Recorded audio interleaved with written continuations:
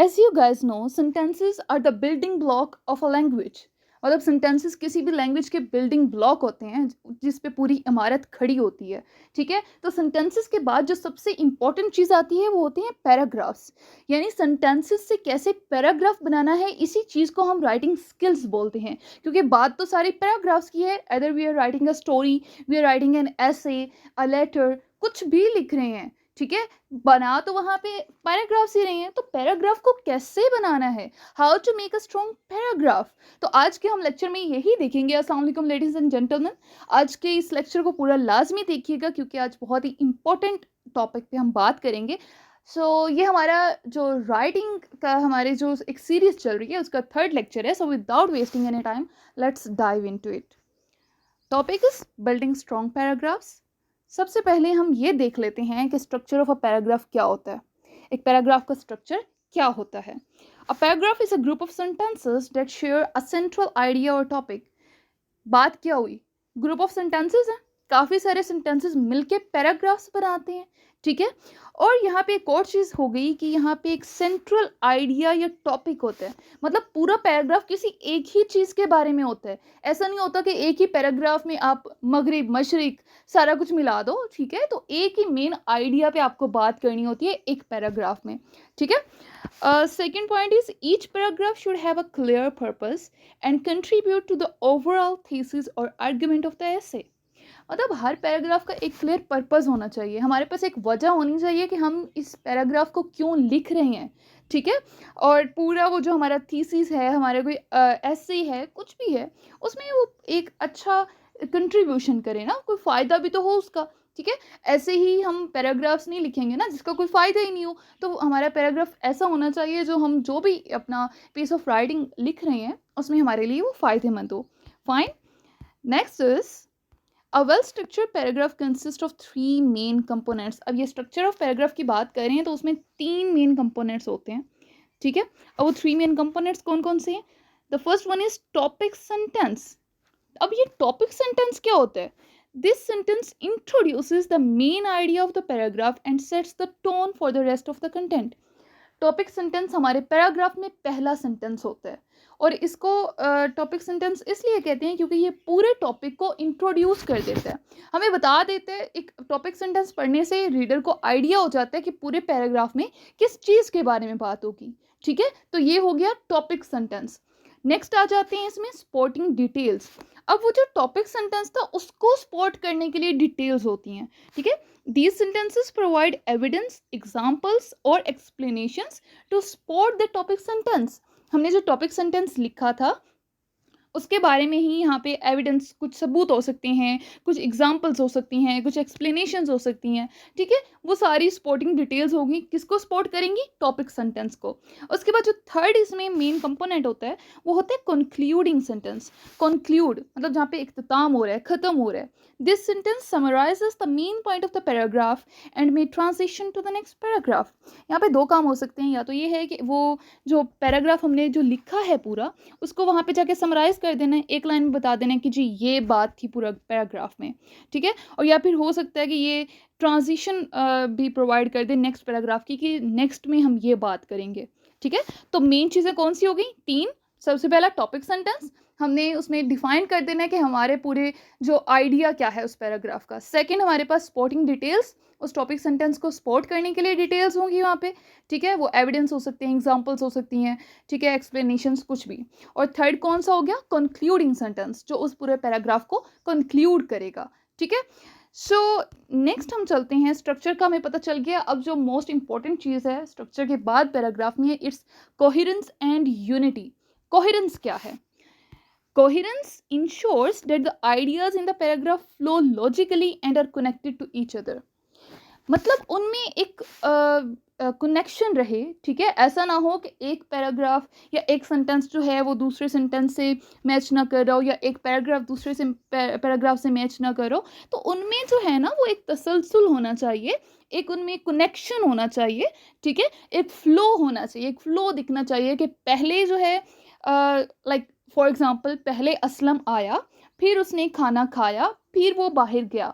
तो एक पूरा कनेक्शन होना चाहिए। ऐसा ना हो कि हम पहले कहें असलम ने खाना खाया, फिर हम कहते हैं असलम आया, तो मतलब ये चीज़ें थोड़ी डिफरेंट हो जाती हैं। हमने एक लॉजिकल फ्लो रखना है, अपनी उनमें एक कनेक्शन बनाए रखना है। फाइन। अब यूनिटी क्या है? Unity refers to the focus on a single main idea in the paragraph. यानी आपने कभी भी ये मिस्टेक नहीं करनी है कि आपके एक पैराग्राफ में दो आइडियाज़ पे आप बात कर रहे हो, दो या दो से ज़्यादा कितने भी आइडियाज़ पे। आपने एक पैराग्राफ में हमेशा एक आइडिया पे फोकस करना है, ठीक है? आप कोई थीसिस लिख रहे हैं, आप ऐसे लिख रहे हैं, आप आर्टिकल लिख रहे हैं, कुछ भी, ये चीज़ हमेशा माइंड में रखनी है कि एक पैराग्राफ में एक चीज़ के बारे में बात होगी, ठीक है? Got my point? फाइन। तो अब हम बात ये हुई कि ठीक है, कोहेरेंट यूनिटी बहुत इंपॉर्टेंट है, तो कोहेरेंस, सॉरी, तो इस कोहेरेंस और यूनिटी को हम कैसे अचीव कर सकते हैं? Each sentence relates directly to the main idea presented in the topic sentence. Her sentence जो है ना, उसे हमने डायरेक्ट रिलेट करना है टॉपिक आइडिया में, जो हमने टॉपिक सेंटेंस में जो आइडिया प्रेजेंट किया था ना, उससे। हमने जो भी सेंटेंस लिखना है ना, हमारे माइंड में होना चाहिए टॉपिक सेंटेंस हमारा ये था, ठीक है? तो हम जो लिख रहे हैं ये उसी के मुताबिक है, कहीं उससे डिफरेंट तो नहीं लिख रहे, ठीक है? तो हर सेंटेंस लिखते हुए हमारे माइंड में ये चीज़ होनी चाहिए। और सेकंड आ गया, sporting details are relevant and provide evidence और examples to support the main idea. Spotting details हमने देखा, उसमें एविडेंस होता है, एग्जांपल्स होती हैं, उसमें एक्सप्लेनेशन होती है, ठीक है? ये सारी चीज़ें होती हैं, लेकिन इसमें एक चीज़ का भी ख्याल रखना है कि वो हमेशा रेलिवेंट होनी चाहिए, ठीक है? ऐसा ना हो कि आपने बात तो पहले पाकिस्तान कब बना की और इस टॉपिक सेंटेंस में, और जब उसकी एक्सप्लेनेशन की बात आई, उसके स्पॉटिंग सेंटेंसेस की बात आई, स्पॉटिंग डिटेल्स की बात आई, तो आपने यूएसए के बारे में शुरू कर दिया। तो ऐसा नहीं करना। जो एविडेंस देने हैं वो उसी टॉपिक सेंटेंस को सपोर्ट करने चाहिए, ठीक है? Transitional words and phrases are use to link sentence smoothly. अब उन्हें लिंक कैसे करना है, ट्रांजिशनल वर्ड्स और फ्रेजेस? ये जैसे कि हम यूज़ करते हैं additionally, more over, but, because, जो ऐसे होते हैं ना, ये ट्रांजिशनल वर्ड्स या फ्रेजेस होती हैं, ठीक है? और मोर ओवर, मतलब इस तरह के सारे ना ये यूज़ करना है। इससे क्या होगा कि वो हमें एक सेंटेंसेस जो हैं वो स्मूथली फ्लो करेंगे, ठीक है? और एक कनेक्शन भी हमें शो होता रहेगा जो पैराग्राफ की नीड होता है। फाइन। अब हम एक एग्जांपल देखते हैं एक स्ट्रॉन्ग पैराग्राफ की। जी, टॉपिक सेंटेंस मैंने बताया हमेशा पैराग्राफ में तीन चीजें लिखनी है, टॉपिक सेंटेंस, सपोर्टिंग डिटेल्स और कंक्लूडिंग सेंटेंस। हमारे पास टॉपिक सेंटेंस है, the increasing use of smartphones has changed the way people communicate.